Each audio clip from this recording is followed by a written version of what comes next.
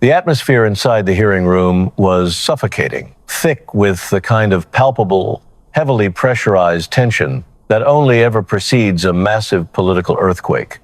Across the sprawling wooden dais, Senator John Kennedy methodically read an address directed squarely at Representative Maxine Waters, and it was not a street located anywhere within the desperately struggling boundaries of her own congressional district. Instead, Kennedy read the address of her personal residence, a sprawling, ultra-exclusive $6 million mansion, securely nestled in the affluent enclave of Hancock Park,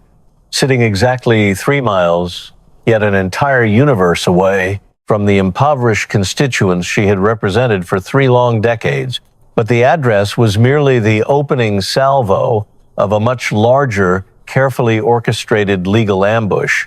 because Kennedy then proceeded to read something else entirely, something penned by her own grandson that was absolutely never meant to see the light of a public federal hearing room. Waters desperately attempted to halt his momentum, furiously declaring the hearing a flagrant waste of taxpayer money, but her frantic efforts were completely futile. She had her microphone physically bent toward her mouth at an aggressive, almost hostile angle, and as she emphatically struck the word waste, the sheer kinetic force of her booming voice caused the heavy metal mic stand to vibrate violently. The physical impact of her sonic outburst was so intensely focused that the neatly stacked pages resting in front of Senator Kennedy, who was sitting 12 feet away, visibly shifted a quarter of an inch across the table, unleashing her defense with blistering speed. Waters fired back that the gentleman from Louisiana should be focusing his attention on the people of his own state rather than orchestrating a vicious political circus specifically designed to target a black woman who had dedicated over 40 years of her life to serving the country. She delivered her fiery words without a single microsecond of pause between her sentences, rapidly loading each phrase directly into the next with the mechanical, relentless rhythm of a person feeding heavy shells into a shotgun, relying on a deeply practiced muscle memory that allowed her to fire without ever looking down at her notes. She firmly and aggressively declared that she had been thoroughly investigated and investigated again and completely cleared again, absolutely refusing to sit in that chair and be lectured by a man who had done absolutely nothing to elevate the poor people suffering in his own state. Placing both palms completely flat against the mahogany table, she leaned her entire body forward until her mouth was a mere 3 inches from the microphone's mesh, repeatedly and fiercely asserting, "Reclaiming my time, reclaiming my time." Yet, the profound irony of the moment hung heavily in the air. Nobody had actually attempted to take her time, and nobody else had spoken a single interrupting word. She was, in stark reality, reclaiming the heavy, suffocating silence itself, desperately attempting to fill the void with her own volume before that quiet space could be weaponized against her, acting with the frantic, terrified urgency of a person aggressively locking a door they are deeply uncertain they can successfully defend. In an unprecedented display of defensive panic, she had just commanded a federal Senate hearing to stop wasting time before a solitary question had even been officially posed for the record. Across the insurmountable divide of the hearing room floor, Senator Kennedy had not even opened his manila folder yet, but when he finally did, the damning contents inside would begin with an elite residential address and end with a staggering financial figure trailing 6 zeros. Throughout her blistering, high-decibel barrage, Kennedy simply sat through all of it, resembling a weathered, immovable fence post standing upright and entirely unhurried in a fierce wind, remaining completely still and unbothered until the raging storm finally passed.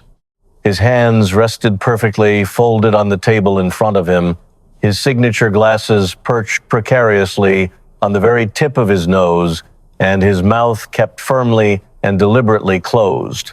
The sheer, overwhelming volume of Waters' outburst, prompted a federal marshal stationed near the heavy wooden doors to instinctively tilt his head a quarter-inch to the side, an unconscious physical gesture of a person involuntarily bracing their eardrums for extreme volume. But Kennedy did not yield or tilt a single millimeter. He simply waited with the terrifying patience of an apex predator, allowing the lingering, heavy echo of her booming voice to slowly absorb into the thick carpet, the acoustic ceiling tiles, and the plush upholstery of the vacant gallery seats. When the absolute final vibration of the last syllable of her frantic reclaiming my time had fully vanished into whatever silent dimension dead sounds go, he finally leaned forward toward his own microphone and asked, with devastating and chilling calm, "Are you finished, Mom?" His voice was deliberately dropped so incredibly quiet that a stunned woman seated in the fourth row had to physically cup her hand behind her ear just to catch the incoming words, "Because I'd hate to start before you're done." When Waters stubbornly refused to answer, her jaw set hard like curing concrete, Kennedy calmly noted that he would take that as a yes and meticulously opened the folder. He began the interrogation by coldly establishing the foundational baseline facts, asking the Congresswoman to confirm for the official record that she represents California's 43rd Congressional District. After she sharply and defensively replied that he knew precisely what district she represented, Kennedy stubbornly insisted on having the official congressional record explicitly show it, reading the geographic boundaries from the page with the flat, specific, and entirely devoid of emotion cadence of a man reading a property deed aloud at a local courthouse. He clinically listed the exact areas under her political jurisdiction: South Central Los Angeles, Watts, Englewood, Hawthorne, Gardena, and struggling parts of Torrance, before looking up to note that it stood as one of the poorest congressional districts in the entire state of California. He pointed out that Mrs. Waters had maintained a vice-like grip on that exact seat since 1991, an astonishing political tenure stretching 34 years before smoothly transitioning into a relentless, deeply uncomfortable recitation of catastrophic socioeconomic data. Kennedy delivered the grim statistics with absolutely zero vocal inflection or political commentary, reading the devastating numbers exactly the way a warehouse worker reads a shipping label, delivering pure data precisely at the maximum speed of human comprehension. 27% of her residents were living entirely below the poverty line, effectively doubling the national average, alongside a horrifying 43% of children trapped in the vicious cycle of poverty. He meticulously detailed a violent crime rate soaring at 3 times the national mean, the paralyzing reality that 1 in 5 households completely lacked access to a vehicle, and a median household income stagnating at a mere $42,000 a year. He outlined the catastrophic homelessness crisis with figures surpassing 40,000 individuals suffering in the surrounding county, describing decaying, forgotten streets where basic infrastructure like streetlights had been completely blown out for weeks with absolutely nobody coming to fix them, and failing,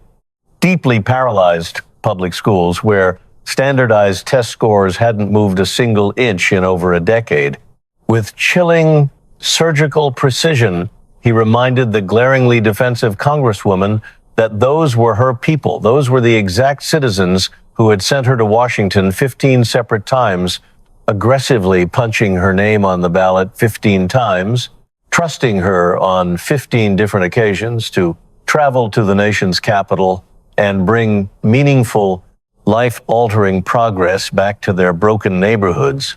Turning the crisp white page, Kennedy's voice underwent a subtle yet profoundly terrifying transformation, not becoming artificially louder or aggressively harder, but deliberately slowing down, shifting gears in the exact, meticulous manner of a seasoned trial lawyer, ensuring the court reporter captures every single catastrophic syllable flawlessly. He formally announced his intention to read an address directly to Mrs. Waters, politely but firmly requesting that she allow him to completely finish before launching into her inevitable response. Adjusting his glasses with agonizing slowness, he carefully and loudly enunciated the location: 549 South Lucerne Boulevard, Hancock Park, Los Angeles, California. Instantly, Waters' hand shot violently off the table as she furiously fired back that it was her private residence and completely none of his business, but Kennedy ruthlessly steamrolled over her defense, noting for the permanent record that the property spanned an expansive 6,000 square feet. His volume remained perfectly controlled, hovering barely above the low mechanical hum of the room's air conditioning, creating such a massive, disorienting auditory chasm between his quiet, lethal persistence and her booming, desperate indignation that the stenographer's fingers momentarily hesitated over the keys, profoundly unsure of which emotional register to calibrate their typing toward. Kennedy continued reading the devastating real estate details. An estimated astronomical property value of $6 million, situated comfortably and safely between the glittering, extreme wealth of Beverly Hills and West Hollywood, firmly characterized by its undeniable status as one of Los Angeles County's most exclusive, impenetrable neighborhoods, complete with idyllic tree-lined streets, a glaring absence of security bars on the pristine windows, and private security details heavily patrolling the blocks. Glancing up slowly over the thick rims of his glasses, he delivered the absolute killing blow, highlighting that this luxurious, heavily guarded sanctuary was located a mere 3 miles away from the brutal borders of her district, roughly a quick 6-minute drive if she ever actually bothered to make the commute. The massive revelation hung so intensely heavily in the stale air that a seasoned journalist seated in the press row set his coffee cup down on his desk and completely forgot to pick it back up, while a shocked woman seated directly behind him ceased typing entirely, staring blankly into the glowing screen of her laptop without reading a single word. Kennedy drew a brutal, inescapable visual contrast, explicitly and painfully noting that while her actual constituents lived behind heavy iron bars on their windows, with their vulnerable children navigating past dangerous liquor stores and desolate, vacant lots just to get to school, she resided in an elite palatial estate. He reminded the completely silent room that 1 in 5 of her own voters lacked a car to even drive to a local grocery store, and when the streetlights on their decaying blocks inevitably went out, absolutely nobody came to repair them for weeks on end. Setting the damning page down on the desk, he summarized the stark, hypocritical reality. She enjoyed a massive 6,000 square foot mansion fully equipped with a dedicated recurring garden service and a luxury wine cooler, yet she hadn't actually lived within the struggling district she had been representing for 3 long decades. He pointed out that she had permanently moved 3 miles away, leaving the desperate people completely behind, permanently waiting for the streetlights to turn back on. In response to this brutal dismantling of her political persona, Waters physically shifted her posture forward, her booming voice dropping half a register, not losing any of its immense volume, but suddenly gaining a profound, haunting depth. It was a completely new vocal texture that had not been present in the hearing room before, originating from a deeply scarred place much further back than the United States Congress, radiating from a deeply old and unvarnished reality that inherently did not belong to any modern political party. She powerfully recounted her painful origins, detailing how she grew up in deeply segregated St. Louis, Missouri, crammed tightly into a single, suffocating house shared with 13 people. She forcefully held up her hand with her fingers spread wide, aggressively closing and opening it again, holding up 3 more fingers to physically manifest the sheer volume of humanity. She lived with a visceral, intensely physical counting gesture, demanding that the sheer, crushing weight of her crowded upbringing be deeply felt in the marrow, rather than just passively heard by the committee. With trembling hands driven by sheer uncontrollable force rather than any semblance of weakness, she detailed the agonizing physical labor of picking cotton as a vulnerable child and slaving away in a grueling restaurant job for a meager 70 cents an hour. She vehemently declared that she had fiercely worked her way through every single door that was ever open to her and violently kicked down the heavy doors that stubbornly remained shut. The intense, radiating vibration of her deep indignation, the dangerous shaking of an engine running entirely too hot, traveled directly through her tense fingers, aggressively shaking the wooden table and the metal microphone stand as she vehemently declared that absolutely nobody had ever handed her a house, a powerful committee chairmanship, or a coveted seat at any elite political table in that unforgiving city. She fiercely insisted that she had bled and earned everything she possessed and absolutely refused to sit in that chair and be dictated to about where she could or could not live by a privileged man who had never walked a single dangerous block within her district.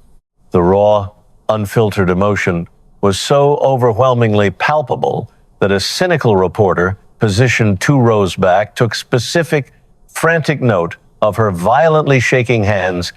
while a fiercely loyal staffer positioned directly behind Waters gently placed a hand on the back of the Congresswoman's chair, not daring to touch Waters herself, but offering silent, grounding support in the exact cautious way one touches a solid wall near someone carrying an impossibly heavy, unstable burden. Kennedy wisely let the profound, undeniable weight of her painful biography settle completely into the room, respectfully granting her lived experiences the vast space they absolutely deserved, acknowledging that the agonizing biography was incredibly real, the brutal cotton was real, and the 13 starving people crammed in that house were entirely real. He knew that any man who did not give those massive historical traumas proper room to breathe would instantly become a significantly smaller man than the one currently sitting in that leather chair. So he waited 3 full, agonizingly slow seconds after the final ringing echo of her emotional defense had entirely faded away into the carpet. When the suffocating silence finally broke, Kennedy unleashed a single, devastating sentence that completely altered the entire trajectory of the federal hearing, turning the massive political proceedings not with blunt, uncalculated force, but with the precise mathematical angle of a heavy ship's rudder steering into a storm. He calmly clarified that he was absolutely not asking where she chose to live, but rather he was demanding to know exactly where the massive sums of money had magically come from. Pulling a fresh, crisp page from his meticulously organized stack, he revealed that her official campaign committee, Citizens for Waters, had actively funneled more than $1.2 million directly into the pockets of her own daughter, Karen Waters, since the year 2003. When he softly asked if that staggering financial figure was correct, Waters quickly and aggressively defended the highly questionable practice, insisting with bureaucratic coldness that her daughter operated a completely legitimate slate mailer operation, vehemently arguing that the practice was entirely legal and had been thoroughly reviewed and formally approved by the Federal Election Commission. Kennedy calmly and politely acknowledged its technical legality with a soft, "Yes, ma'am," before meticulously taking his glasses off and cleaning the lenses with the silk hem of his tie, a small, seemingly mundane domestic gesture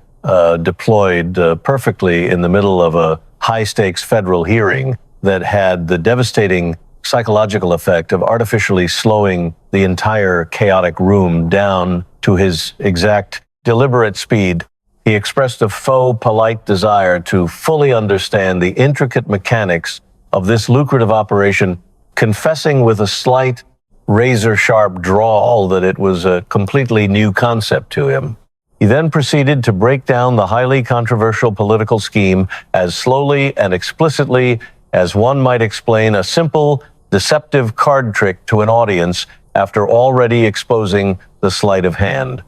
He detailed exactly how ambitious local politicians operating in the vast Los Angeles area would literally pay the Waters campaign massive sums of cash just to secure a coveted spot on an official endorsement mailer, essentially a heavily biased political pamphlet strategically distributed to approximately 200,000 targeted voters across the South Central District. The Waters campaign would eagerly absorb these massive financial deposits, and subsequently, her daughter Karen would be paid a highly lucrative, entirely unchecked management fee to supposedly produce and distribute these exact pamphlets, a so-called fee that had completely exploded past $1.2 million over 2 lucrative decades. Kennedy brutally summarized the shocking, incestuous cycle. Desperate politicians literally paid Waters for her powerful endorsement. Waters then turned around and paid her own daughter to physically print that exact endorsement. And the deeply impoverished citizens of South Central received a cheap piece of paper instructing them exactly who to vote for. Setting the damning page down on the desk, he placed both of his palms perfectly flat on the table, entirely intentionally mirroring the aggressive, dominant posture Waters had utilized at the beginning of the hearing before sarcastically dubbing the highly profitable family arrangement one big, happy family. He then mercilessly recited the staggering financial figures year by excruciating year, reading the data with the cold detachment of an auditor delivering an overdue invoice to a deeply indebted client, an astronomical $192,000 directed straight to Karen Waters during the 2022 election cycle alone, an additional massive payout of $250,000 in 2020, and a jaw-dropping $88,000 actively owed to Karen in a single, solitary, quarterly filing, a massive debt accrued simply because the campaign's massive coffers could not physically keep pace with the dizzying rate at which it was frantically paying the Congresswoman's daughter. He read each massive number without any dramatic emphasis, purposefully letting the massive digits sit completely naked on the table, alongside the brutal, suffocating poverty statistics he had read earlier. The horrifying proximity of those two entirely different sets of numbers, the skyrocketing, seemingly endless income of the privileged daughter, contrasted directly against the devastating, deeply entrenched poverty of the abandoned district, performed a sickening kind of mental arithmetic that absolutely did not require a calculator for anyone in the room to understand. Kennedy pointedly and forcefully noted that out of every single serving member of Congress, across both major political parties and within both legislative chambers, Mrs. Waters was the sole, solitary individual who brazenly operated a slate mailer business directly out of a federal campaign committee. He highlighted that the FEC had granted her a highly unusual, incredibly specific special advisory opinion back in 2004 to legally permit this exact highly questionable setup, a massive legal loophole that absolutely nobody else in the history of the Republic had ever even requested, ensuring that every single political dollar flowed directly and legally through her daughter's bank accounts. Picking up two separate pages and holding them up side by side, one firmly gripped in each hand, he visually demonstrated the horrific, undeniable financial disparity that defined her entire political career. On one hand, he loudly noted that her struggling constituents in the 43rd survived on a median household income of merely $42,000 a year, a paltry sum meant to miraculously cover rent, food, and gas for an entire family,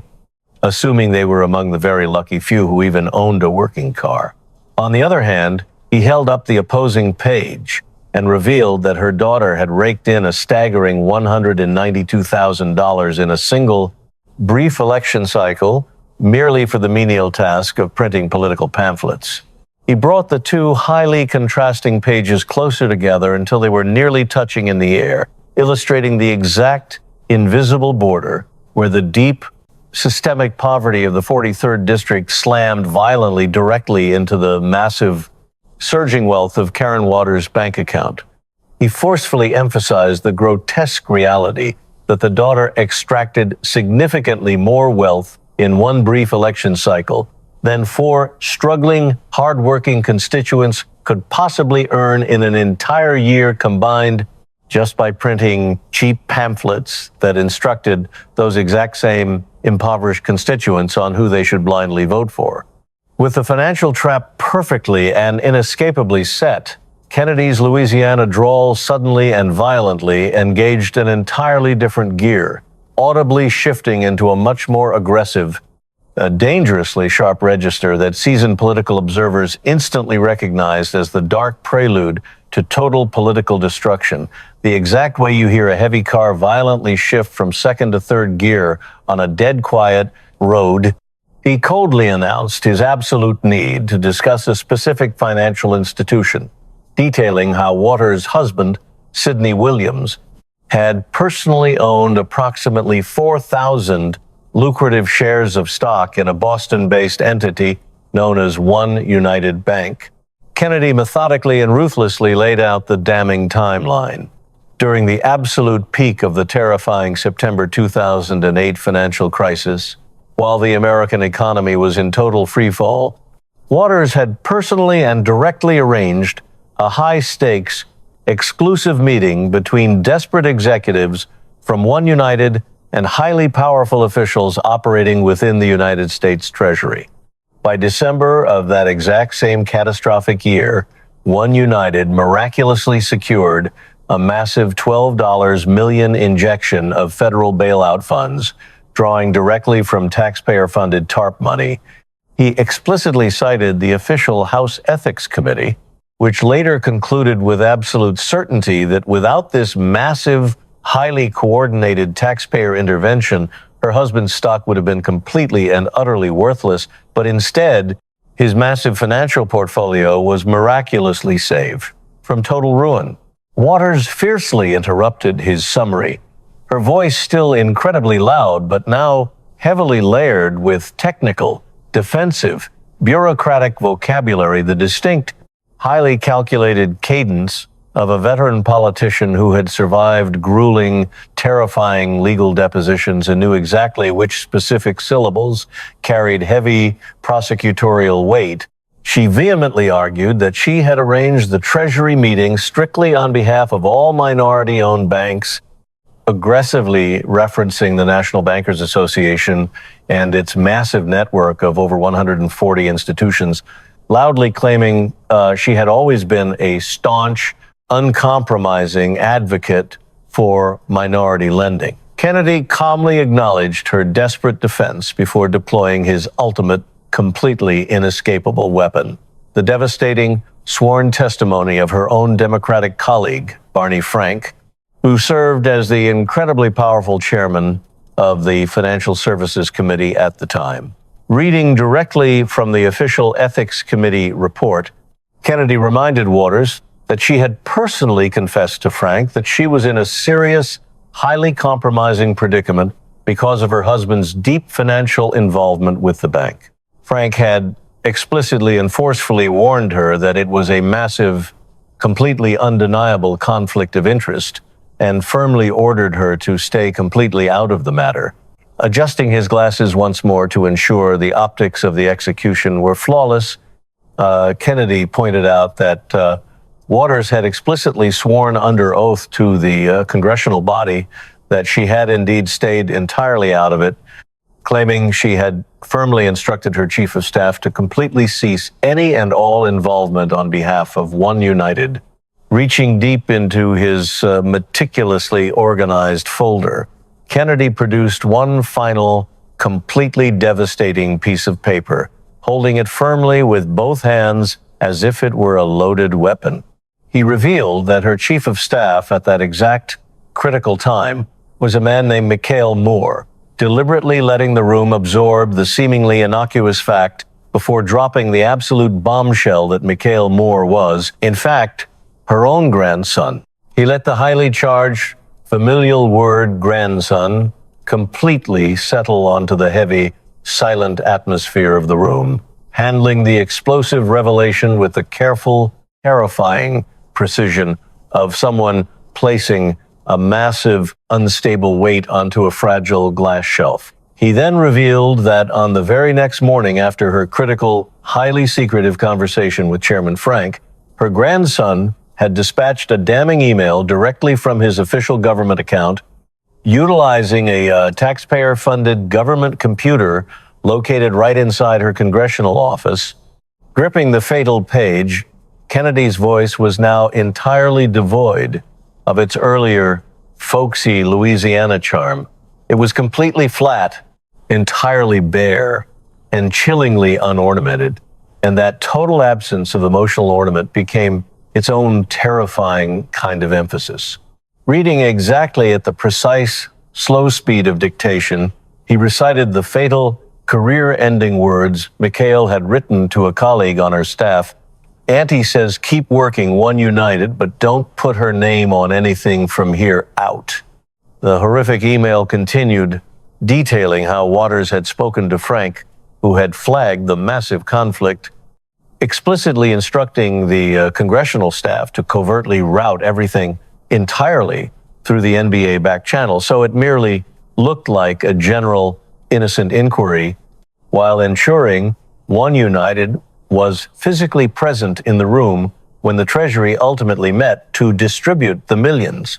The Deace's harsh fluorescent lighting hummed menacingly as a stunned reporter in the press row dropped a pen, the small, round thud against the carpet becoming the absolute only moving sound in the completely paralyzed, breathless room. Kennedy mercilessly repeated the most damning lines, removing his glasses and holding them perfectly still in one unmoving hand as he accused her of completely lying. She didn't step back. She cowardly stepped right behind her own grandson and forced him to carry the massive federal crime, explicitly telling him to aggressively hide the financial trail.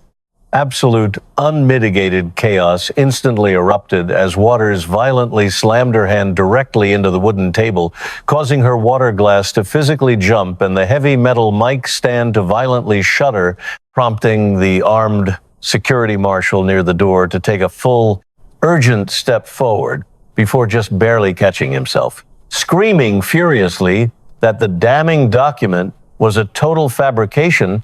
she wildly and aggressively accused the committee of orchestrating a racist political lynching against a black woman who had served the nation honorably for 4 decades. Kennedy remained a completely immovable object, utterly refusing to flinch at the explosive word, refusing to even acknowledge that it had been aggressively spoken, sitting completely frozen, with his hands folded and his face wearing the incredibly exhausted expression of a veteran lawyer who had endured significantly louder shouting from far more desperate people in courtrooms, significantly smaller and much hotter than this one, waiting patiently until the useless shouting finally stopped. He calmly and lethally retorted that the email possessed a completely verified timestamp, a known sender, and a recipient, all securely and permanently logged on a federal government server by a man who affectionately calls her Auntie. He delivered the deeply personal, familial word with an almost tender gentleness, a tactical, psychological move that proved far more devastating than any furious anger could have been, because it permanently yanked the intimate term out of the protective sphere of her family and aggressively etched it directly into the unforgiving, heavily scrutinized federal record. Waters continued to frantically shout, "Reclaiming my time," but the massive phrase had devolved into a tragically broken loop, repeating the exact same 3 words in the exact same order at the identical, frantic pitch until the loop no longer sounded like a powerful political weapon, but rather a pathetic stuck record, a needle violently caught in a deep groove, completely unable to escape, playing the same useless half-second of a song that used to mean something terrifying and now meant absolutely nothing other than the stark reality that the political mechanism had entirely broken down. Her own flesh and blood grandson had directly implicated her in actively routing a massive $12 million federal bank bailout through a highly illegal shadowy back channel, and Senator Kennedy had just mercilessly broadcast the indisputable proof on live national television,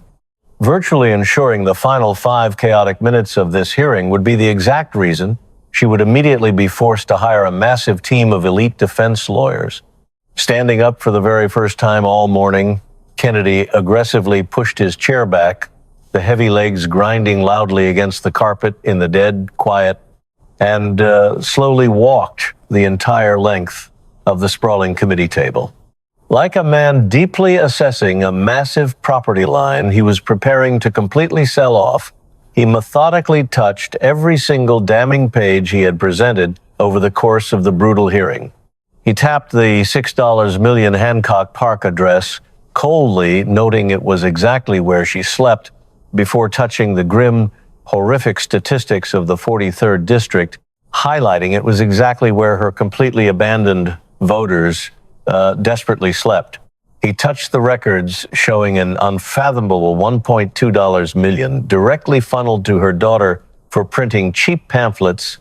and the documents detailing the $12 million taxpayer bailout deeply injected into her husband's failing bank. Finally, he let his finger heavily rest a full beat longer on the fatal, undeniable email, the one bearing the incredibly damning word "anti," driving home the horrific reality of a massive illegal financial deal she had secretly orchestrated while falsely promising her own committee chairman she had completely abandoned it. Turning to intensely face her directly across the immense table, Kennedy noted the massive physical distance of the scattered white pages precisely represented the 3-mile chasm between her two entirely different worlds, a vast distance and an entire lifetime she had arrogantly crossed in one direction and entirely, completely refused to ever cross back. He brutally and perfectly summarized her entire political legacy. In 30 long years, the devastating poverty rate had absolutely not moved. The terrifying crime rate had not moved. The heavy iron security bars remained firmly bolted to the windows, and the shattered streetlights remained completely broken. The absolute only things that had experienced any upward mobility were the massive, endless influxes of cash aggressively directed to her husband, her daughter, her luxurious mansion in Hancock Park, and herself. After coldly stating that the betrayed people of the 43rd District would undoubtedly like to finally reclaim their own time,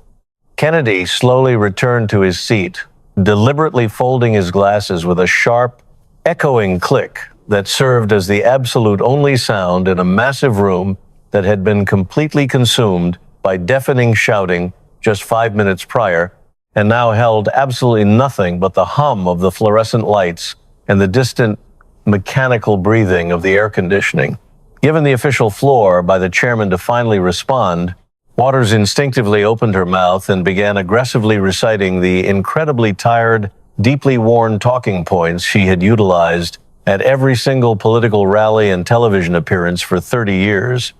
But her massive internal voltage had catastrophically dropped. Her signature earth-shattering volume, the massively powerful instrument she had meticulously built and aggressively weaponized since her deeply impoverished days picking cotton in street, Louis entirely and completely abandoned her, leaving her once booming words emerging at half power like a dying electronic speaker rapidly running out of battery. And the sheer terrifying reality of hearing her own terribly diminished, incredibly weak voice visibly shocked her to her absolute core, causing her to abruptly and completely stop speaking mid-sentence, slamming her mouth firmly shut. Her eyes fell completely helplessly to the damning page resting directly on the table in front of her, staring entirely blankly at the standard, completely unemotional government Calibri font that coldly displayed the highly personal word "anti," a font specifically designed for boring memorandums and tedious budget reports, entirely unsuited for the deeply intimate word a beloved grandson uses for the woman who raised him. And as she looked heavily at the document, she absolutely did not look back up. 5 seconds passed, 7 seconds, 10 entire seconds. Maxine Waters sat in absolute, entirely unbroken silence for 10 agonizingly long seconds. In her entire 3 decades, aggressively roaming the halls of Congress, through thousands of intense press conferences and countless highly combative hearings where she had completely filled the room simply by entering it, absolutely nobody, not her fiercely loyal staff standing behind her, not the completely hungry reporters seated in front of her, and certainly not the opposing chairman seated beside her, had ever witnessed her sit in total silence for 10 seconds. She was a massive force of nature, fundamentally and biologically built to violently replace silence. It was the exact thing she constantly walked into and aggressively erased. The exact way turning on a bright light automatically erases the dark simply by existing. But for those agonizing 10 seconds, the powerful light was completely switched off, the massive room went entirely dark, and everybody in it sat incredibly still because absolutely nobody knew what Maxine Waters actually looked like when she was completely quiet. And what she looked like was deeply old, incredibly tired, and profoundly alone with a single piece of paper bearing a word she desperately wished her grandson had absolutely never written. The internet is completely ablaze with the unprecedented viral shockwave of a 90-second clip appropriately dubbed The Addresses. In an absolute masterclass of surgical political demolition, Senator John Kennedy methodically dismantled Congresswoman Maxine Waters, stripping away her practiced booming outrage and exposing a devastating, undeniable paper trail. The climax of this digital hurricane, which has rapidly eclipsed a staggering 45 million views and shows absolutely no signs of slowing down, features something the cutthroat ecosystem of Washington hasn't witnessed in over 3 decades. Maxine Waters completely paralyzed by a catastrophic 10-second silence. Confronted on live television with a damning government email securely tying her directly to a massive financial scandal, the once untouchable political titan was reduced to staring helplessly at a page she could neither dispute nor look away from. But that brutal public humiliation was merely the first heavy domino to fall, and the subsequent political fallout has been instantaneous and utterly merciless. The highly feared House Ethics Committee has aggressively reopened its intense examination into the suspicious $12 million One United Bank bailout, wielding the terrifying phrase, previously unavailable documentation, the universally recognized Washington Code that immediately precedes massive federal subpoenas. Simultaneously, the FEC has launched a massive preliminary review, heavily targeting her controversial slate mailer operation, zeroing in on the staggering $1.2 million, completely funneled directly into her own daughter's bank accounts. Even her most fiercely loyal, high-profile California Democratic allies are suddenly demanding formal inquiries, rapidly abandoning ship before the legal blast radius expands any further. While the heavily fortified walls of her political empire violently fracture in Washington, a deeply betrayed constituency back home is finally waking up to a stark, unforgiving reality. For 30 long years, the desperately struggling citizens of South Central Los Angeles have endured rampant poverty, heavy iron bars on their windows, and completely broken infrastructure, blindly trusting a representative who actively abandoned them. They are now horrifyingly realizing that their so-called champion has been ruling from a sprawling, heavily guarded $6 million luxury estate in the elite enclave of Hancock Park, just 3 miles, yet an entire universe away from the daily suffering she claims to fight for. Now, securely trapped behind those exact luxurious walls and surrounded by pristine gardens and expensive wine coolers,